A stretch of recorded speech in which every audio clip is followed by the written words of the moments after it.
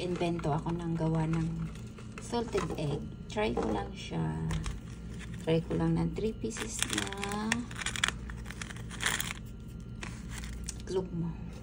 Tapos, yan. Try ko siya after 15 days daw. Binabad ko siya dyan sa suka. Tapos, ngayon.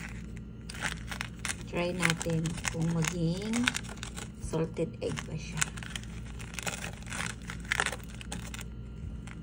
Lagay ko siya dito sa aking ground.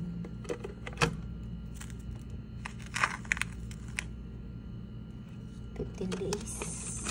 Oh my God! Oh, nabasag yun.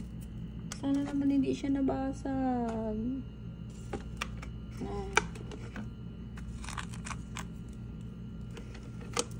Naging palpak pa eh. Natin yung salt pa. Yan.